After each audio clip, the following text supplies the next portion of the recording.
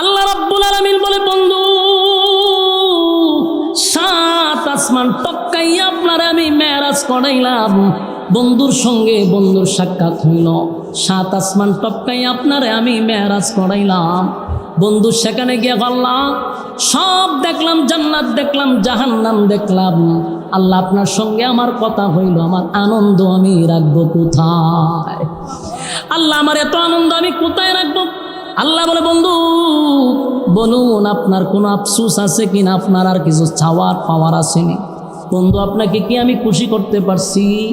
আল্লাহর নবী বলেন, মালিক রে 7 আসমান টপকাইয়া আরশে আজিম সিদরাতুল মুনতাহা টপকাইয়া আরশে আজিমে আমারে আনছেন, আপনার পাশে আমারে বসাইছেন, বন্ধুর সঙ্গে বন্ধু কথা বলছেন, এত আনন্দ রাখবো কোথায়? তবে যাওয়ার আগে ছোট্ট একটা কষ্ট লইয়া আমি দুনিয়ার মধ্যে যাব। আল্লাহ বলেন, বন্ধু 7 আসমান টপকাইয়া আনছে গো, বন্ধুরে বন্ধুর পাশে বসাইয়া কথা বললাম, আর বন্ধু যাওয়ার সময় কষ্ট লইয়া দুনিয়াতে যাবে, আমি আল্লাহ এটা বরদাস্ত করতে পারবো না। বন্ধু বলেন, কি আপনার কষ্ট আমার কাছে একটু বলেন। আল্লাহর নবী তখন বলেন, মালিক রে আমি আপনাকে সালাম দিলাম, আপনার সঙ্গে দেখা হইল, আপনি আমারে হাদিয়া দিলেন, সব ঠিক আছে, কিন্তু আমার গুনাহগার উম্মতেরা কোনো দিন আপনার সঙ্গে কথাও বলতে পারবে না, আপনার সঙ্গে সাক্ষাৎ করতে পারবে না। এই ব্যথা লইয়া আমি দুনিয়ায় যাব, আমি কেমনে সহ্য করি? আল্লাহ বলেন, বন্ধু আমার বন্ধু বেজার হইয়া দুনিয়ায় যাবে না, বন্ধু না, দুনিয়ায় আপনি বেজার হইয়া যাইবেন এটা হতে পারে না, আপনারে খুশি কইরা দিব, খুশি কইরা দিব।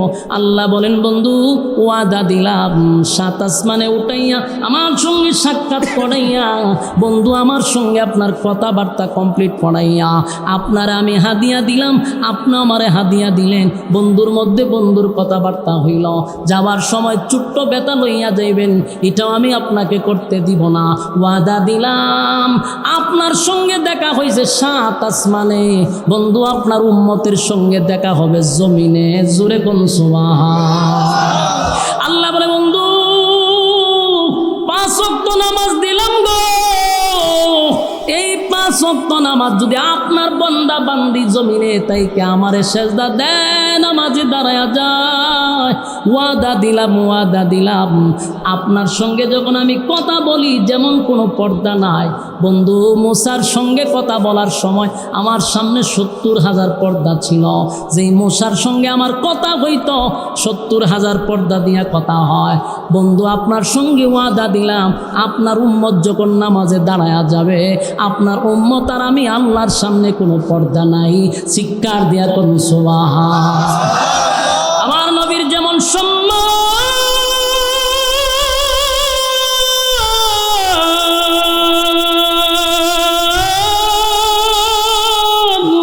আল্লাহ বলেন আপনার উম্মতের সেই সম্মান। সমস্ত নবীকুলের সম্রাট হলে নবী মুহাম্মদুর রাসূলুল্লাহ সাল্লাল্লাহু আলাইহি ওয়াসাল্লাম। আদম নবীর থেকে নিয়ে ঈসা রূহুল্লাহ পর্যন্ত সব নবীর মাথার তাজ হলেন আমার নবী। আমার নবীর যেমন সম্মান সমস্ত নবীদের উম্মতের চেয়ে আপনি আমার নবীর উম্মতেরও সম্মান আছে না? এই জন্য আল্লাহ বলেন, বন্ধু আপনার উম্মত যখন নামাজে দাঁড়ায়া যাবে আর যখন তেলাওয়াত করবে, বন্ধু আপনার উম্মত আমার সঙ্গে কথা বলবে, আর যখন সেজদা দিবে আমি আল্লাহর কুদরতি পায়ে আপনার বান্দা আমার সেজদা দিবে। আমার যুবক ভাইরা, তাহলে নামাজের মাধ্যমে মালিকের সঙ্গে সুসম্পর্ক তৈরি হয় রে। এই জন্য নামাজে যখন দাঁড়াইবেন আমার ভিতরে আপনার ভিতরে থাকা দরকার, আমি যদি আমার মালিকরে দেখতে পাই না, কিন্তু আমার ধারণা রাখতে হবে আমার মালিক কিন্তু আমারে দেখে, ঠিক না? আমি যে নামাজ পড়তেছি আমার মালিক আমারে দেখে, কথা বল না? কিন্তু আমাদের সমাজের মানুষের নামাজ দেখলে মনে হয় কাঁচা কঞ্চি দিয়ে আধা ঘন্টা বাইরিবা। নামাজ দেখলে শয়তানে পর্যন্ত ডিস্কো মারে। হ্যাঁ, নামাজও যায় হাতে কারেন্টের সাহায্যে নামাজ পড়ে। এ আশেকের রাসূল, হ্যাঁ নামাজ দেখলে শয়তানে পর্যন্ত হাসাহাসি করে। রুকুর থেকে সোজা হইয়া দাঁড়ানো ওয়াজিব, হ্যাঁ রুকুর থেকে সোজা হইব দূরের কথা, বাইফ আছে সেজদার জায়গা। চিন্তা করে সেজদা তো জামু হইতা সোজা হইতাম করে বাইফ আছে জায়গা। হয় না শুধু এবারে কই আবার দেখো টাকা অবাস্তব না অবাস্তব। ইমামতি কইয়া তুই জানাইছি জীবনে যত মুসল্লি কত প্রকার ও কি কি উদাহরণস্বরূপ আমি বলে দিতে পারো। আমি একটা হাত পড়তে পড়তে মুসল্লি 3 রাকাত শেষ, আমি 2 রাকাত পড়তে পড়তে 4 রাকাত নামাজ পড়ে লম্বা মোনাজাত দিয়ে শেষ। যে আমি এক মুরব্বীরা আমার মসজিদে জিজ্ঞাসলাম চাচা এত তাড়াতাড়ি কেমনে, এমন সিস্টেমে কইছে যেন মাইন্ড না করে। আমি এত তাড়াতাড়ি কেমনে পড়ে, আমারও তো তাড়াতাড়ি দরকার, কারণ আমি ইমাম সাহেব আমার অনেক সময় দেরি জায়গা কেমনে পড়ান। তোমার বয়স কত? আমার বয়স তো কম হয়, এখন কি চাইলে এত স্পিডে পড়তে পারবা? আস্তে আস্তে যত বয়স হবো স্পিড তত বাড়ব। মানে আমি এখন নতুন, পড়তে পড়তে স্পিড বাড়ে। আমারে সমাধান দিয়া দিছে, মাশাল্লাহ সুন্দর একটা উত্তর হয়েছে। তাহলে আপনার কি বয়স এইভাবে আপনি কারেন্টের সাহায্যে নামাজ করে? হয় আমি 50 বছর ধরে হারে নামাজই করি। এই যে নামাজ, এই নামাজগুলি না লোক দেয়, নামাজ আপনার উপরে এইভাবে ফেরেশতারা ডিল মেরে চলে যায়। নামাজ আসমানে কবুল হয় না তো। প্রত্যেকটা মানুষ আগে বুঝতে হবে নামাজের ওয়াজিব পড়া আমরা অনেকেই জানি। কেন আমি জিগায় আলেম সারা নামাজের ওয়াজিব পড়া চাই থাকবো, নামাজের সুন্নত কটা কইতে পারতো না, ফরজ কটা কইতে পারতো না। অথচ প্রতিটা রাকাতে রাকাতে ওয়াজিব ছেড়ে দেয়।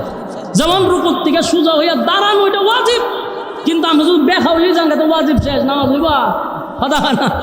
এক সাজদার থেকে আরেক সাজদা তুইটা সোজা হইয়া না বসতেইব, অন্তত পক্ষে এক তসবিহ বলতেইব। আমরা যে বের হয়ে জাঙ্গা ওয়াজিব তো শেষ, নামাজ আর হইব নি। কিন্তু কপালও তো তাক পালাই দিছেন। কিতা করেন আপনার হিসাবও কারেন্টের সাহায্য করে, আপনিও করেন সব কিছুরই মার্কা সব। তো এই যে চলতেছেন, বলুন এই নামাজ কি আসমানে যাইব? এই নামাজ শেখেত করে আপনার মুখও ফেরেশতারা উড়ে ফেলায়। তোর মতো এরকম সম্ভব নামাজের দরকার নেই। কথা বুঝতেছেন? দেখবেন অনেক মানুষ এই সপ্তাহ মসজিদে গেছে, আবার 15 দিন পরে নাই। ঘটনা কি? ঘটনাটা আমি আপনারা বুঝাই। কেউ দেখবেন 5 ওয়াক্ত মসজিদে নামাজ পড়ে, আজান হইলে তার মাথা ঠিক থাকে না, দৌড়ে মসজিদে যায়। আবার কেউ একবার পাইলে 5 দিন পর্যন্ত পাওয়া যায় না। মূল ঘটনা হলো আপনি যখন দেখবেন বারবার মসজিদে যাইতেছেন, বুঝবেন আল্লাহ আপনার নামাজরে পছন্দ করে। সুবহানাল্লাহ না? আর যখন দেখবেন একবার গেলে আর মন চায় না, আপনার নামাজ আল্লাহ পছন্দ করে না, যে তাহলে নামাজ আপনি পড়েন, আল্লাহ ইজাত নামাজে আমার দরকার নাই। তুই তো নামাজ আস না, এটি ভালো ওইখানে কেন ঘুর। এরকম কারেন্টের সাহায্যে নামাজ পড়ার দরকার নেই। এরকম নামাজি আপনারা এলাকাতে আসেনি? আপনারা সব আল্লাহর ওলি। খালি দমটা না, নামাজে গেলে হের যত ধরনের কাজ আছে সব নামাজও খারিয়াছেরা মসজিদের টাইলস দেয়, খারিয়া দেয়। টাইলসের কোনা খানা কেমনে লাগাইছে নামাজে খারিয়া দেয়, ফ্যান কটা লাগাইছে নামাজে খারিয়া দেখে। এরপর আপনার নামাজে খারিয়া ওই ক্যালেন্ডার পুরাটা ফিরে নিছে। এরকম দেখছি না আপনার? আমি দেখছি, আমি বাস্তব দিককে বলতেছি। এরপরে ফিসেদা যদি কেউ আয়াতে আপনার মুরসাদা দেহে, আবার কাইস দেয়। হে যে কত তাল বাহানা নামাজও পড়ে, বলুন এই নামাজ কি আল্লাহর কাছে বুঝবো?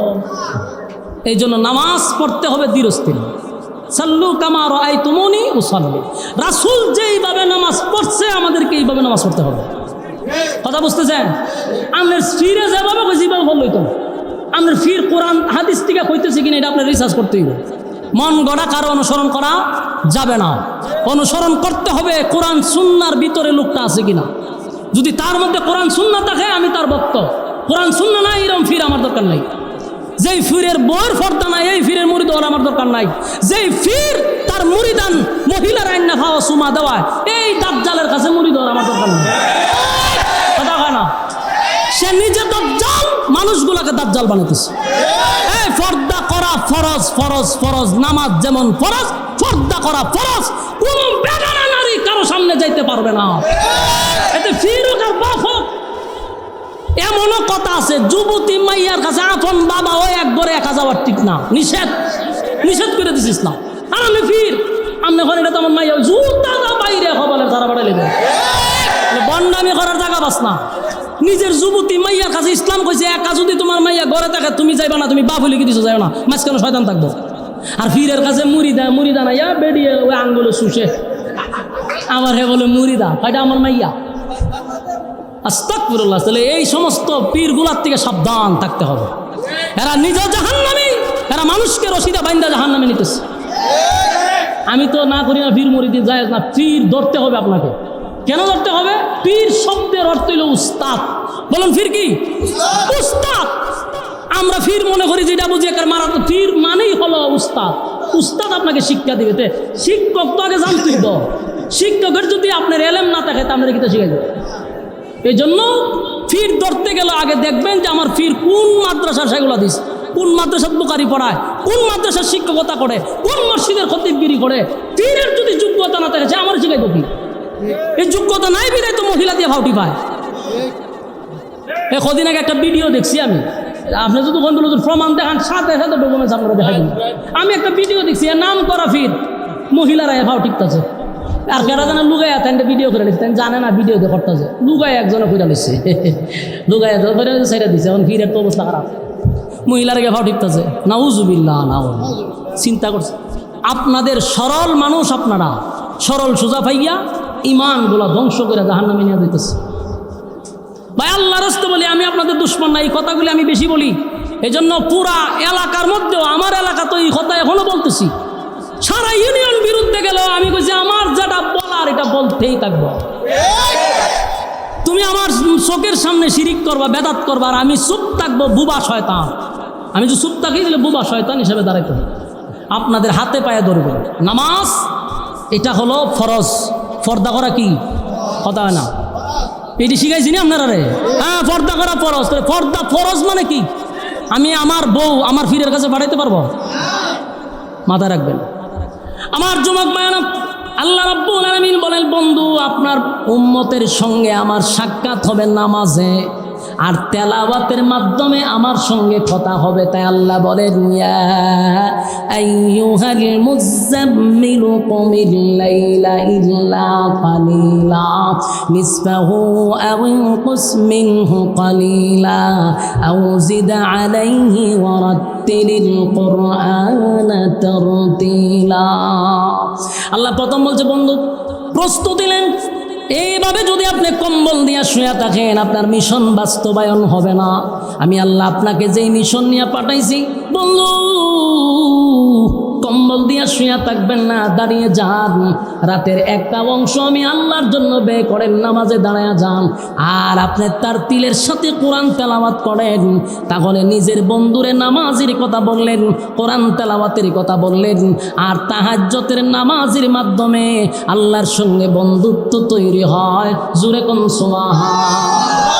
আল্লাহ বলে, বন্ধু জিকির করেন, একটা সময় আমার নামে জিকির করতে থাকেন। জিকির মানে শুধু লা ইলাহা ইল্লাল্লাহ বললেই শেষ নয়, সব কিছুর ভিতরে জিকির। আপনার ভিতর, আপনার বাহির সব কিছু একমাত্র লিওয়াজহিল্লাহর জন্য থাকতে হবে। কার জন্য? আল্লাহর জন্য। আমি যা করব কার জন্য? কথা হয় না, ইন্না সালাতি ওয়া নুসুকি ওয়া মাহইয়ায়া ওয়া মামাতি লিল্লাহি রাব্বিল আলামিন। আমার নামাজ, আমার রোজা, আমার হজ, আমার যাকাত লিল্লাহি রাব্বিল আলামিন। আমার সব কিছু হবে একমাত্র কার জন্য? আল্লাহর জন্য করব। এতে আমার কে ভালো পাইলো, কে ভালো পাইলো না, এটা দেখে যদি চলেন তাহলে জীবনে কোনোদিন সাকসেস হতে পারবেন না। আমি আল্লাহর জন্য করব, তাহলে সাহায্য করবে কে? কথা হয় না। আমি যদি আমার মালিকের জন্য করি, সাহায্য আসবে আসমান থেকে। আমি যদি বান্দাকে খুশি করার জন্য করি, তাহলে কোনোদিন আমি সাকসেস হতে পারবো না। হক কথা বলে যাবেন, কে বেজার হইল, কে বেজার হইল না, এই দিকে আপনি খেয়াল করবেন না। সুদের বিরুদ্ধে যদি ওয়াজ করলে সুদপুর দাঁড়ায় যায়, আপনার ওয়াজ আপনি চালু রাখবেন। সুদপুরের বয়ে সুদের ওয়াজ বন্ধ করা যাবে না। পর্দার ওয়াজ করতে গিয়া যদি বেপরদাওয়ালা আপনার উপর আক্রমণ করে, আপনি জানায়া দিবেন এটা আল্লাহর ওয়াদা, আমি আমার ওয়াজ চালায়া যাব। এই জন্য বেপরদাওয়ালাদের হুমকিতে আমার পর্দার ওয়াজ বন্ধ করলে চলবে না। কথা হয় না। ঘুষের বিরুদ্ধে ওয়াজ করলে, ঘুষখোর যদি বিগড়ে যায়, এর জন্য ওয়াজ বন্ধ করা যাবে না। চাঁদাবাজের বিরুদ্ধে ওয়াজ করলে যদি চাঁদাবাজ আমার হুমকি দেয়, চাঁদাবাজের ওয়াজ বন্ধ করুন যাইব। কথা হয় না। টেন্ডারবাজের ওয়াজ বন্ধ করা যাবে না। আমার কথা হলো ওয়াতাওয়াসাউ বিল হক।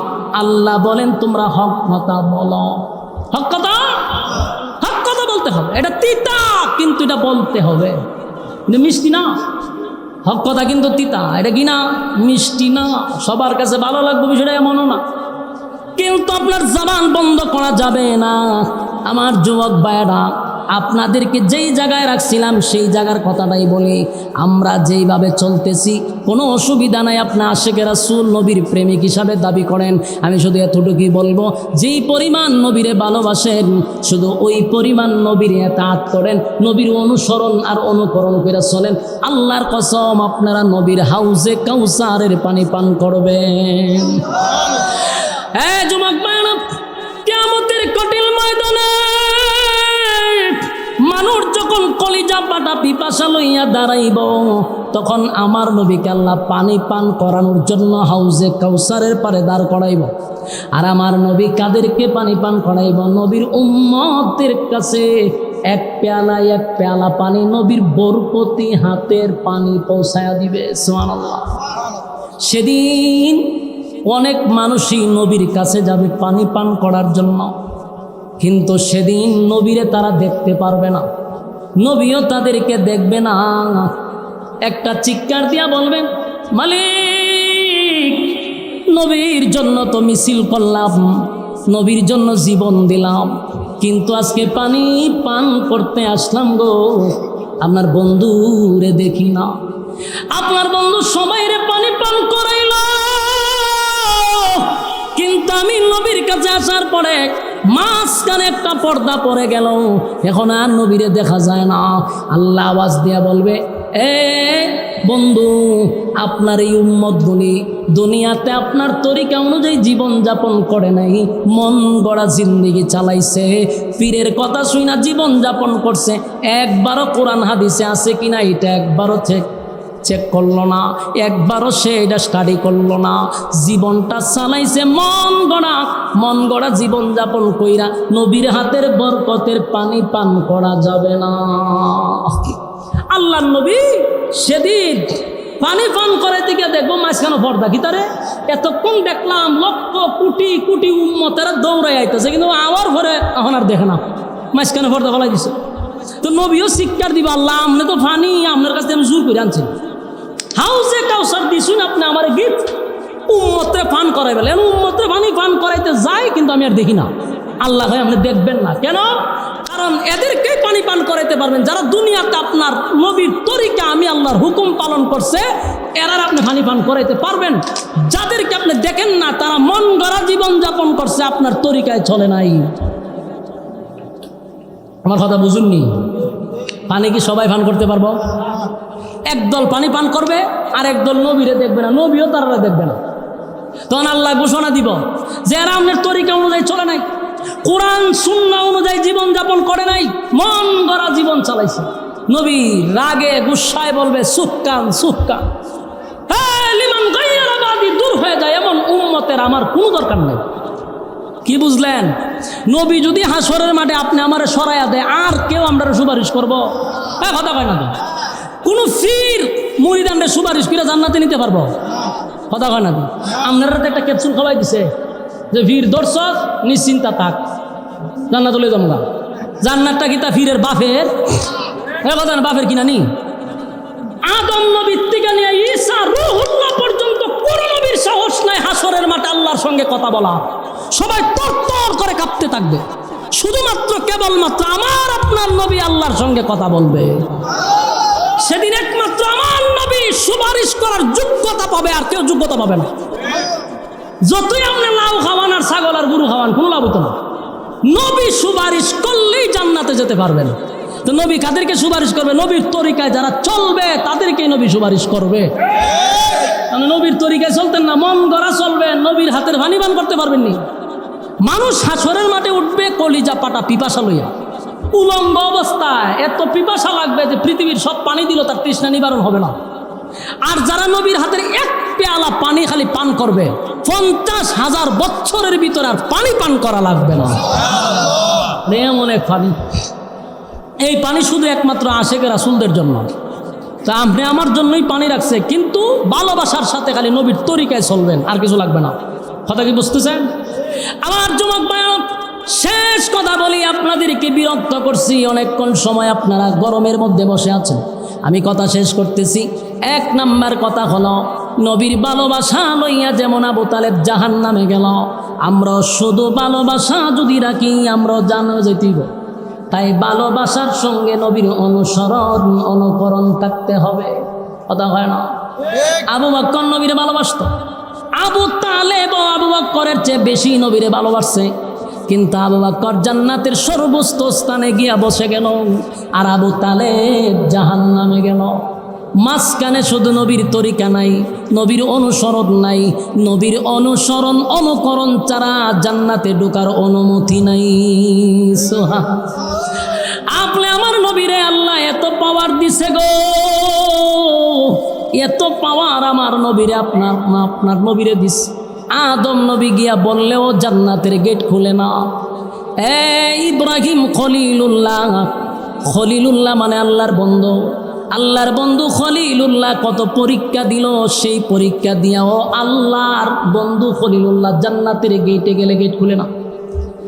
মুসা নবী কালিমুল্লাহ, আল্লাহর সঙ্গে এত কথা বলার পরেও মুসা নবী বললে জান্নাতের গেট খুলে না। ঈসা পয়গম্বর বললেও জান্নাতের গেট খুলে না। কিন্তু আমার নবী যাওয়ার পরে ফেরেশতারা বলেন আপনার জন্যই অপেক্ষায় ছিলাম, চিৎকার দেয়া কোন সুবহান। আপনি আমার নবীর এত সম্মান আর এত মর্যাদা, নবী গেলে জান্নাতের গেট খোলা হয়, ঠিক তেমনি ভাবে নবী যেমন সম্মানী, নবীর উম্মতেরাও সমস্ত নবীর উম্মতের চেয়ে বেশি সম্মানী। আমাদের ইজ্জত আর সম্মান আছে, আমরা ভিআইপি নবীর উম্মত, কিয়ামতের মাঠেও আমাদের একটা সম্মান আছে। জান্নাতের মধ্যে যে মাহফিল হবে সেখানেও নবীর উম্মতরা আগে বসবে, অন্য নবীরা আমাদের পরে বসবে, অন্য নবীর উম্মতেরা আমাদের নবীর উম্মতের পরে বসবে। সুবহানাল্লাহ। তবে সাথে থাকতে হবে কি? নবীর তরিকা, নবীর অনুসরণ অনুকরণ ইয়াদ থাকবো নি? কথা কই না দি, নবীর অনুসরণ অনুকরণ থাকবো তো ইনশাআল্লাহ। নবীর অনুসরণ আর অনুকরণ যদি থাকে, খোদার কসম যেই ভালোবাসা আপনাদের মধ্যে আছে যথেষ্ট। এখন শুধু নবীর তরিকায় যদি জীবন যাপন করতে পারেন, কিয়ামতের ময়দানে আমার নবীর বরকতি হাতের পানি পান করবেন।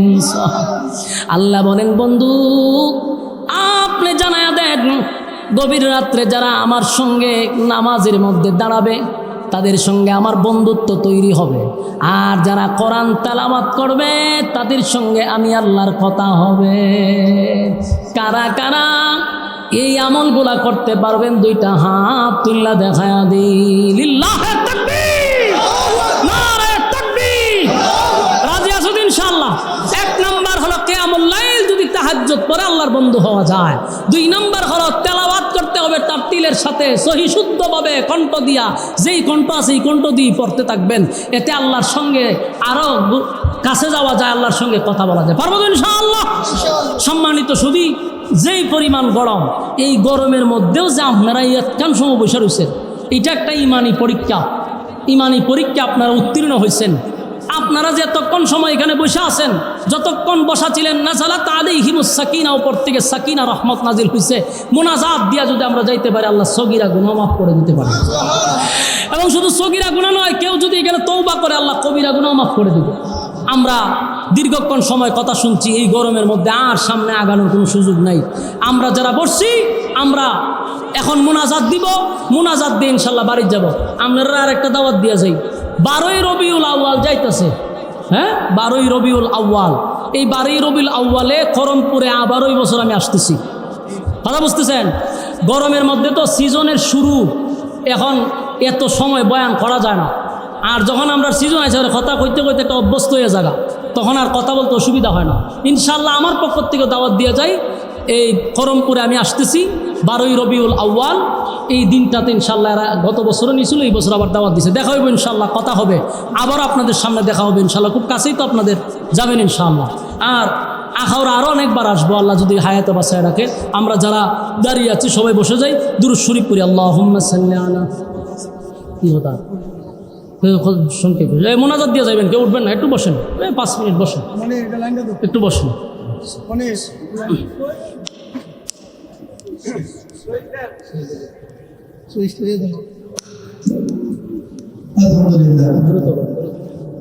ইলাহা ইল্লাল্লাহ লা ইলাহা জোড়ে লা ইলাহা ইল্লাল্লাহ লা ইলাহা লা ইলাহা লা ইলাহা লা ইলাহা লা ইলাহা লা ইলাহা ইল্লাল্লাহ মুহাম্মাদুর রাসূলুল্লাহ সাল্লাল্লাহু আলাইহি ওয়াসাল্লাম। আলহামদুলিল্লাহ। ব্রাহ্মণবাড়িয়া জেলার অন্তর্গত বিজয়নগর ইমাম পরিষদ সিঙ্গারবিল ইউনিয়নের আজকের এই বার্ষিক ইসলামী মহাসম্মেলনের সম্মানিত যিনি সভাপতি হজরত মাওলানা আবুল কালাম আজাদ সাহেব দামাত বরকাতুহু, আরও আছেন হজরত মাওলানা শফিকুল ইসলাম সাহেব দামাত বরকাতুহু, হজরত মাওলানা আহমদ হুসাইন সাহেব, হজরত মাওলানা আবু সালেহ সাহেব। আজকের মাহফিলে যিনি আলোচনা করেছেন, জীবন্ত এক লাইব্রেরি, বিশিষ্ট আলেমে দ্বীন হজরত মাওলানা মুফতি আরিফ বিন হাবিব সাহেব দামাত বরকাতুহু। ওয়াজ করেছেন কাউসার আহমদ হাসানি সাহেব, ওয়াজ করেছেন সাব্বির আহমদ উসমানী সাহেব সহ দিগার অতিথিবৃন্দ, মুআজ্জাজ মুকাররম হযরত উলামায়ে কেরাম, উপস্থিত আছেন নওজোয়ান তরুণ যুবক ভাইরা।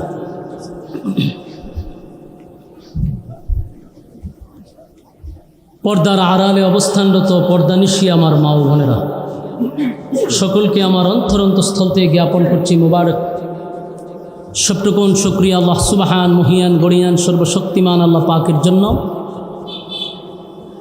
যিনি অত্যন্ত দয়া এবং মায়া করে হাজারো মানুষের মাঝখান থেকে যাচাই বাছাই করে নির্বাচিত করে পছন্দ করে মহব্বত করে ভালোবেসে সুস্থ অবস্থায় দিনই এক মজলিসে আলেমদের সহবতে আসার বসার তৌফিকটুকু রব্বে করিম আমাদেরকে দিয়েছেন। এই জন্য আমরা শুকরিয়া আদায় করছি অবনত চিত্তে, হৃদয়ের আবেগ অনুভূতি উজাড় করে সমবেত কণ্ঠে উচ্চ আওয়াজে বলি আলহামদুলিল্লাহ। লক্ষ কোটি দুরুদ এবং সালাম আল্লাহর সৃষ্টির প্রধান আকর্ষণ বিশ্বসভার সভাপতি জনাবে মুহাম্মদুর রাসূলুল্লাহ সাল্লাল্লাহু আলাইহি ওয়াসাল্লামের উপর। সম্মানিত সুধী, প্রচণ্ড গরম, এই গরমের মধ্যে আপনারা মৌমাছির মতো বসে আছেন, কেউ দাঁড়িয়ে আছেন, আবার কেউ রাস্তাঘাটে অনর্থক অকারণে নিষ্প্রয়োজনে ঘোরাফেরাও করতেছেন। সকলের কাছেই বিনয়ের সাথে বলি, ফ্যান্ডেলের ভিতরে চলে আসুন। মাজালিসুল কোরআন, মাজালিসুল্লাহ, কোরআন হাদিসের মজলিস, এটা আল্লাহর মজলিস। এখানে যতক্ষণ আপনি আমি বসা থাকব, আল্লাহর রাসূল বলেন নাজালাত আলাইহিমুস সাকিনা, উপর থেকে সাকিনা রহমত নাজিল হবে। বলুন তো দেখি, রাস্তাঘাটে রহমত নাজিল হইব না ভ্যান্ডেলের ভিতরে? যদিও প্রচণ্ড গরম, আপনাদের কষ্ট হচ্ছে সেটা বুঝতেছি, কিন্তু আরামের ঘুম হারাম করে দামি বিছানা ছেড়ে নর্মাল বিছানায় যেহেতু বসছেনই, ঘর থেকে যেহেতু বাহির হয়েই গেছেন, তাহলে এই সময়টা কাজে লাগানো দরকার। বেহুদা অনর্থক সময়টা নষ্ট না করি। আমি একটা এক্সাম্পল দিলে বুঝতে পারবেন সহজে। আমরা যদি বেঁচে থাকি, মানে আগামী কাল পর্যন্ত যদি হায়াত থাকে, এর ভিতরে যদি আজরাইল আমাদের সাথে সাক্ষাৎ না করে, বলুন তো দেখি আমাদের আড্ডা মারার সুযোগ আছে না নেই? আছে। অনর্থক বেহুদা গল্প করার সুযোগ আছে না নাই? আছে। কিন্তু আগামীকাল বেঁচে থাকলেও এই মাহফিলে বসার সুযোগ আসেনি? নাই। তাহলে বুদ্ধিমান কারা? যে বেঁচে থাকলে গল্প করতে পারবো, কিন্তু বেঁচে থাকলে ওই মাহফিলে বসতে পারবো না। এখন এতটুক যারা বুঝছেন, রাস্তাঘাটে অনর্থক বেহুদা সময় আমরা নষ্ট না করি। এই প্রচণ্ড গরমে আপনারা বসছেন একমাত্র লিওয়াজহিল্লাহ, আল্লাহর সন্তুষ্টির জন্য, কোরআনের আকর্ষণে বসছেন, কোনো ব্যক্তির আকর্ষণে না। এই প্রচণ্ড গরমে যদি কোনো নেতায় বক্তব্য দিত, তাহলে নেতার বক্তব্য শোনার জন্য আপনারা বসতেন না। বাস্তব না অবাস্তব? যত বড় নেতাই হোক, গরমের মধ্যে নেতার বক্তব্য শোনার জন্য কেউ বসবে না।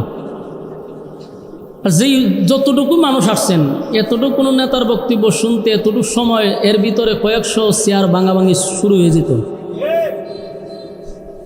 কিন্তু আলহামদুলিল্লাহ এখানে নাই প্রশাসন, নাই ভলান্টিয়ার, আপনাদেরকে কেউ বলেও নাই যে শৃঙ্খলাভাবে বসেন, কিন্তু অটোমেটিকলি আপনারা বসে গেছেন, কারণ আপনারাও জানেন এটা কোরআনের মজলিস। অনেকে সিগারেট খান, বিড়ি খান, কিন্তু যত নেশাই ধরুক, এখানে বসে কি কেউ বিড়ি খাইব? ফিডাইও খাওয়াইতে পারবেন না। কিন্তু আমরা দেখছি নেতার বক্তব্য শোনার সময় টান দেয় আর চেয়ারের নিচে রাখে, আবার কতক্ষণ পর একটা টান দিয়া চেয়ারের নিচে রেখে দেয়। এরাও বোঝে যে এখানে আদবের কিছু নাই। আর এখানে যে আদবের সহিত বসতে হয়, এটা আমিও শিখাইছি না, উজুরও শিখাইছে না, ইউজুরও শিখাইছে না, অটোমেটিকলি আপনারা জানেন। এই জন্যই আপনারা বসে গেছেন। আল্লাহ আপনাদেরকে দুনিয়া এবং আখেরাতের ইজ্জত আর সম্মান দান করুক, আমিন। সম্মানিত সুধী, দীর্ঘক্ষণ সময় আপনারা আলোচনা শুনছিলেন।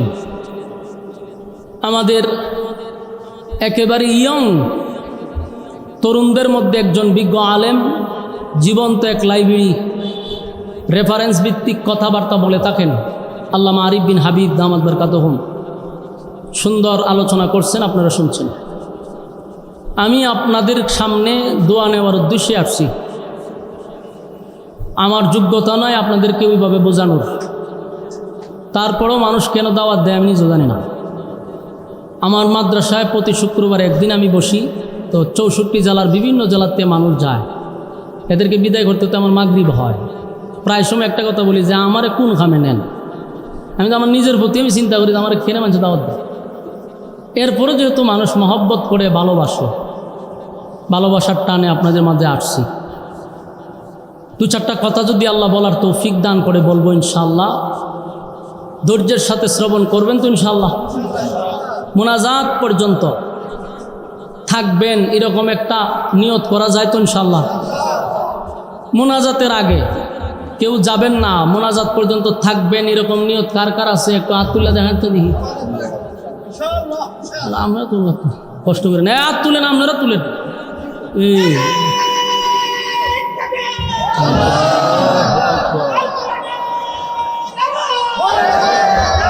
শুনেন, হাতটা তুলেন, একটা কথা কমাইলে হাত তুলেছি, এই হাত তুলেন। লামায়ান না, আমি দেখতেছি সব। বলেন মোনাজাতের আগ পর্যন্ত ইনশাআল্লাহ থাকব, যাব না। ওয়াদা, ওয়াদা বর খেলাপ করা হুজুর কিসের খাসলত? মুনাফিকের খাসলত। জাগা মতো আপনারা সাইজ করে লেছি। ওহন যদি কেউ উঠে, তো আপনি যখন উঠতে যাইবেন পিছন দিয়ে মানছে ওইব মুনাফিক যায়, ইজ্জত থাকবো না, যাইব অনিজ্জত বাঁচাইবার লাগে আপনার বইয়ে তখন লাগবে। কতক্ষণ ঠিক নেই, কিন্তু আপনারা ওয়াদারা করছেন, যেহেতু কইরি লাইছেন জাগা মতো আটকে গেছেন গা, অন চাইলেও উঠতে পারবেন না। একমাত্র 1 নম্বর আর 2 নম্বরের লেগে উঠার অনুমতি আছে, এছাড়া উঠলে মানছে মিছিল দিব যে মুনাফিক যায়। এখন যদি মনে করেন হুজুর আমার একটা ইজ্জত সম্মান আছে, তাহলে বইয়ে তখন লাগবে। আর যদি কোন বলে আমার কোনো ইজ্জতও নাই, সম্মানও নাই, আমি একটা বেজ্জিত লোক, তা আমরা জানগা। ইনশাল্লাহ আছি তো? আল্লাহ কবুল করগান। আমি আপনাদের সামনে সূরা মুজাম্মিল থেকে 10টা আয়াত তেলাওয়াত করছি। এই সূরাতে আয়াত আছে হইল 20টা। এই সূরাটা মাক্কি সূরা, যদিও একটা আয়াত মনে হয় মদিনায় নাজিল হয়েছে, কিন্তু এটাকে মাক্কি সূরাই বলা হয়। রাসূল আরবি সাল্লাল্লাহু আলাইহি সাল্লামের নবুয়তের একেবারে প্রথম দিক দিয়া এই সূরাটা নাজিল হয়েছে। রাসূলের জীবনী আলোচনা যদি আমরা করতে যাই, 3টা অধ্যায় আছে। এই 3টা অধ্যায়কে ফলো করলে আমরা সহজে আলোচনা বুঝতে পারব। প্রথম অধ্যায়টা হলো 40 বছর, দ্বিতীয় অধ্যায় হলো 13 বছর, আর তৃতীয় অধ্যায় হলো 10 বছর। কত বছর হইল? 63 বছর। 40 বছর হইল কাবলান নবুয়ত, কোরআন নাজিলের আগ পর্যন্ত। 13 বছর হলো মাক্কি জিন্দেগি, আর 10 বছর হলো মাদানী জিন্দেগি। 3টা অধ্যায়ের 3টা কর্মসূচি, এক একটা অধ্যায়ের কিন্তু কর্মসূচি ভিন্ন। মক্কায় 13 বছর, এটা ভিন্ন সিস্টেম। এই সময় খালি ধৈর্য ধারণ করা, সবর করা। আর মাদানী জিন্দেগিতে মায়ের খালি খাওয়ার নাই, মায়ের দেওয়ান। খালি মায়ের খাইছে না মায়ের দিছ? কথা দেখুন না, একটু হানা কইলে আমার কথা বলতে সুবিধা। মাক্কি জিন্দেগি 13 বছর শুধু মায়ের খাইছে এক চাটিয়া, আর শুধু ধৈর্য ধারণ করছে। মক্কার থেকে হিজরত করে মদিনা যাওয়ার পরে মায়ের খাইছে না, মায়ের দিছে। তাহলে ইসলামে খালি মায়ের খাওয়ান না দেওয়ান, জাগা মতো সাইজ করে লওয়ান। গায়ে ফাড়াতে ঝগড়া করলে কি ছেড়ে দেওয়ান নি, মাঝে মধ্যে দেওয়ান। এটা রাসূলের 3টা অধ্যায় ফলো করলে আপনি পাইবেন। তো রাসূল আরবি সাল্লাল্লাহু আলাইহি সাল্লামের 40 বছর, যেটা ওই 40 বছর পর্যন্ত কি দাওয়াত দিছে, আদেশ করছে, নিষেধ করছে? করেন। আপনারা আমার কথাটা একটু মনোযোগ দিয়ে শুনলে আমার কথা বলার আগ্রহ বাড়বো। আর আপনারা যত মনোযোগ কম দিবেন, কথা এলোমেলো হবে, কথা গুছালো হবে না। এই জন্য শ্রোতার মনোযোগ দিতে হয়। 3টা অধ্যায় আপনি মনোযোগ দিয়ে একটু শুনেন, ভালো লাগবো, কিছু বুঝতে পারবেন। আমরা তো অনেক সময় না বুঝা লাফালাফি করি, বুঝি কম, লাফাই বেশি। এই জন্য মাঝে মধ্যে নবীর জীবনী স্টাডি করা দরকার, একটু পড়া দরকার, বোঝা দরকার, তাহলে আমাদের অনেক কিছু মাথায় ঢুকবে। 40টা বছর রাসূলের মোট জীবনী হইল 63 বছর, কিন্তু আমরা জীবনী পড়ে দেখি 40 বছর একটা বিশাল লম্বা সময় রাসূল দাওয়াত দেন নাই, আদেশও করে নাই, নিষেধও করে নাই। এটা লম্বা সময়। দাওয়াত দিছেন হইল 23 বছর, প্রসার করছেন, আদেশ করছেন, নিষেধ করছেন 23 বছর, আর দাওয়াত দেন নাই লম্বা 40 বছর। একটা প্রশ্ন আমাদের আসে, প্রশ্নটা হইল 40 বছর রাসূল দাওয়াত দিল না কেন, আর 23 বছর দাওয়াত দিল কেন? কম সময় দাওয়াত দিল, বেশি সময় দিল না। এই কেনটা আমাদের বুঝতে পারলে আমরা অনেক সহজ হয়ে যাবে। 40 বছর পর্যন্ত রাসূল চুপ ছিলেন। 40 বছর পরে দাঁড়ায়া বললেন, আজকের থেকে আমি শুধু মুহাম্মদ না, আমি মুহাম্মাদুর রাসূলুল্লাহ সাল্লাল্লাহু আলাইহি সাল্লাম। এখন প্রশ্ন হইল, এই 40 বছর পর্যন্ত উনি বলেন নাই যে আমি রাসূলুল্লাহ, কিন্তু আমাদের আকীদা কি জানেন? আহলে সুন্নাত ওয়াল জামাতের আকীদা হলো আমার নবী 40 বছর পরে নবী হবে, এটা মূল ঘটনা না। আমাদের আকীদা হলো আদম নবীকে যখন আল্লাহ সৃষ্টি করে নাই, তখন থেকে আল্লাহর সিদ্ধান্ত নবীকে নবী রাসূল হিসাবে আল্লাহ দুনিয়াতে পাঠাবেন। আপনার এলাকার সুবহানাল্লাহ আছে? থাকলে হইবেন। কথাটা আবার বুঝেন। আদম নবীরে যখন সৃষ্টি করে নাই, তখনই আল্লাহর সিদ্ধান্ত আমার রাসূলকে রাসূল বানাবেন। এটা কি 40 বছর পরে সিদ্ধান্ত না আগের থেকেই? হ্যাঁ, এটা আমাদের আকীদা। ভুল বুঝছেন না, আমাদের আকীদা কিন্তু এটা। নবীরে আদম নবীর সৃষ্টি করার আগ থেকেই রাসূল হিসাবে আল্লাহ ঘোষণা দিয়ে দিয়েছে, কিন্তু 40 বছর পরে প্রকাশ করছেন। কেন প্রকাশ করছেন? এখানে মনোযোগ দিয়ে শুনেন। যত মনোযোগ দিবেন আপনি পানির মতো বুঝতে পারবেন। এখন মনে করেন 40 বছর পরে যখন উনি বলল আমি শুধু মুহাম্মদ না, আমি রাসূলুল্লাহ সাল্লাল্লাহু আলাইহি সাল্লাম, তখন মক্কার কাফেররা যে বলবে আপনি নবী রাসূল হইলেন কিভাবে, কেমনে হইলেন, এই প্রশ্নটা যে করবে এটা আল্লাহ জানেনি। কথা কই না দি, এই কথাটা আল্লাহ আগের থেকেই জানে, যে এরাই জিগাইব যে আপনি কেমনে হইলেন। এই জন্য নবীকে 40 বছর চুপ রাখা। 40 বছরটা যে চুপ ছিল, এটা যে আলোচ্য বিষয় না এমনটা না। এই রাসূলের 40 বছর পুরা জীবনটা আমরা যত আলোচনা করব, তত নফল ইবাদত বন্দেগীর সব হবে। এমনকি নবীর প্রস্রাব পায়খানা নিয়েও যদি আপনি আলোচনা করেন, তাও নফল ইবাদত বন্দেগীর সব হবে। আমাদের আকীদা দেখছেন? আমাদের আকীদা কি? নবীর প্রস্রাব পায়খানা নিয়ে আলোচনা করলেও নফল ইবাদত বন্দেগীর সব। সুবহানাল্লাহ। পৃথিবীর সবচেয়ে বড় আল্লাহর ওলি বুজুর্গর প্রস্রাব পায়খানা নিয়ে আলোচনা করলে নফল বন্দেগীর সব হইব, যত বড় ফিরিও। কিন্তু কিন্তু আমার নবীর প্রস্রাব পায়খানা নিয়ে আলোচনা করলেও নফল ইবাদত বন্দেগীর সওয়াব। এখন আসুন 40 বছর চুপ রইল কেন? বলে 40 বছর চুপ থাকাটা ছিল নবীর নবুয়তের দলিল। বুঝে নাই মনে কথা? উনি যে নবী রাসূল হবেন এটার দলিল হলো 40 বছর। আমি আরো সহজ করে বুঝাই দিই। তারা যখন বলছে আপনি রাসূল হইলেন কেমনে, আপনি নবী হইলেন কেমনে, আল্লাহ হয় 40 বছর তোরা ইতিহাস গাইটা দেখ, 40 বছরের জীবনীটা পইরা দেখ, বালা কইরা তালাশ কইরা দেখ, অ্যানালাইজ কর যে উনি কেমনে নবী হইছে। এখন তারা তালাশ করতে লাগলো রাসূলের জন্ম থেকে নিয়া, প্রতিটা জীবনী তালাশ করে দেখে উনি নবী হওয়ার যোগ্য। সুবহানাল্লাহ। কাফের বেঈমানরা যখন নবীর জীবনী তালাশ করতে লাগলো, দেখলো যে না, উনি নবী হওয়ার যোগ্য। এই যোগ্য কথাটাতে তাদের মুখ দিয়ে বাইর করছে। এটা 40 বছর যাবৎ আল্লাহ ওনার চোখ রাইখা নবুয়তের দলিল হিসাবে দাঁড় করাইছে, ব্যক্তিত্ব তৈরি করছে। আপনি বলবেন কেমনে নবী হয়েছে, এই কথা সুযোগ নাই। যখন কবেন কেমনে হয়েছে, রাসূল কয় কেমনে হয়েছি বালা করে তাকায়া দেখ, আমার জন্মটাই হয়েছে অলৌকিকভাবে। নবীর জন্মের সাথে কারো জন্মের তুলনা আছে? রাসূলের জন্ম হয়েছে অলৌকিকভাবে, যেটা পৃথিবীর কারো জন্ম এরকম হয় নাই, আর হবেও না। রাসূল যখন দুনিয়াতে আসছেন ওনার শরীরে কোনো ময়লা ছিল না। আপনি আমি ফির কোন দাউস কোন কুতুব কোন এরা দুনিয়াতে আসার সময় ময়লা শরীরে লাগাইল থাকেনি?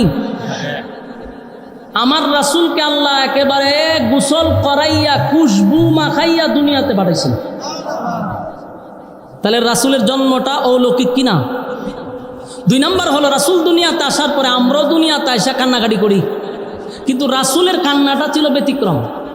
আম্মা জান আমেনা বলেন, আমি দেখছি আমার ছেলে জন্মের পরই সেজদাত পড়ছে, সেজদাত করে উনিও কাঁদছেন, তবে কান্নার ভাষাটা হলো যে রাব্বি হাবিলি উম্মতি। উনি উম্মত উম্মত করে সেজদাত করে কান্দে। আপনারা সুবহানাল্লাহ আছে? ঠিক আছে, সুবহানাল্লাহ না বলে কোরআন গিয়ে হবেন মিছিল। মনোযোগ দিয়ে শুনেন, রাসূলের প্রতিটা বিষয় জন্মটাই ছিল অলৌকিক। আমরা কান্নাকাটি করলে আমরা বাবায় সান্ত্বনা দেয়, দাদিয়ে সান্ত্বনা দেয়, দাদায় সান্ত্বনা দেয়, ফুতুল দেয়, মজা দেয়, ঠিক নেই? আর নবী যখন কাঁদছে তখন আসমানের চন্দ্র নবীর আনন্দ দিছে। বলুন এটা আর কারো দ্বারা সম্ভব? হ্যাঁ, এটা আমি গত বছর আপনারা খরমপুরের কাছে এই ওয়াজটা করছি শুধু বোঝানোর জন্য যে রাসূলের জন্মটা মিলাদ যে বলি, মিলাদ শব্দের অর্থই আমরা অনেকে জানি না।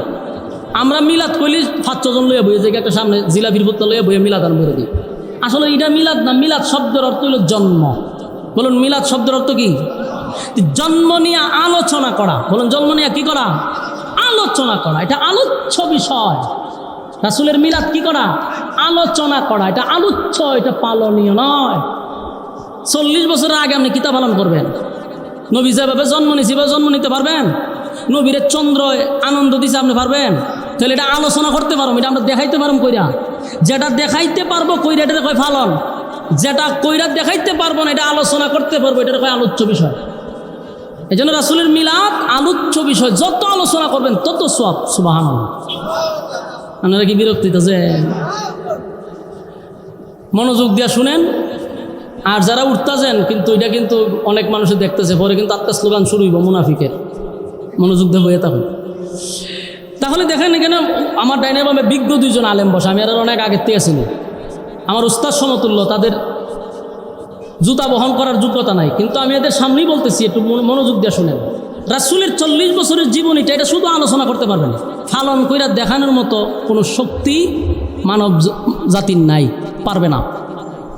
আমার রাসূলকে জন্মের পরে আসমান জমিন সূর্য চন্দ্র গ্রহ নক্ষত্র পাহাড় পর্বত সাগর নদী নালা খাল বিল কীট পতঙ্গ সমস্ত সৃষ্টি জগতের সাথে আমার নবীর আল্লাহ পরিচয় করাই দিচ্ছে। বাচ্চা নিয়ে গেছে জিব্রাইলে, নিয়ে আসমানের সাথে পরিচয় করাইছে, চন্দ্রের সাথে পরিচয় করাইছে, যাতে তারা না বলতে পারে যে আমরা চিনি নাই, কথা বলার সুযোগ নাই। আগে আল্লাহ পরিচয় করাই দিচ্ছে। 40 বছর যখন হয়ে গেল উনি একা একা থাকেন, বেশিরভাগ সময় উনি একা চলেন। ওই হেরা পর্বতে উনি ধ্যানমগ্ন অবস্থায় বসে থাকতেন, মানে একা থাকতে উনি ভালোবাসেন। এই জন্য উনি যখন হেরা পর্বতে ধ্যানমগ্ন অবস্থায় উনি বসে থাকতেন, যখন ওনার 40 বছর পূর্ণ হয়েছে তখন হেরা পর্বতে সর্বপ্রথম জিব্রাইল আলাইহিসসালাতু ওয়াসসালামকে আল্লাহর রাসূল জিব্রাইলের পূর্ণ সূরতে জিব্রাইলকে দেখছে। সুবহান। জিব্রাইলকে রাসূল পূর্ণ সূরতে 2 বার দেখছে। এর মধ্যে একবার হলো হেরা পর্বতে। জিব্রাইল আলাইহিসসালাতু ওয়াসসালামের পূর্ণ সূরতে দেখা, আপনারা তো সুবহানাল্লাহ যেভাবে কইছেন বোঝা যায় কয়েকবার আপনার সাথে দেখা হয়েছে। সুবহানাল্লাহর নমুনায় বোঝা যায়। জিব্রাইল কত বড়? জিব্রাইলের পা 2টা 7 তবক জমিনের নিচে, আর মাথাটা হলো 7 আসমানের উপরে। বুঝতেছেন এখন বিষয়টা? জিব্রাইলের শরীরে 600 ডানা আছে। একটা ডানা ছাড়লে পৃথিবী গেরাও, বাকি ডানা তো বাদই। এত বড় জিব্রাইল। পৃথিবীর সমস্ত পানি যদি সাগরের, আটলান্টিক সাগরের, ভারত সাগরের, মহাসাগর, প্রশান্ত সাগর, যত সাগর খাল বিলের পানি আছে সব যদি জিব্রাইলের মাথায় আপনি ছেড়ে দেন, জিব্রাইলের মাথার চুল সব ভিজবে না, এবং এই পানি গড়াইয়া কপাল পর্যন্ত আসার আগে শুকায় যাবে।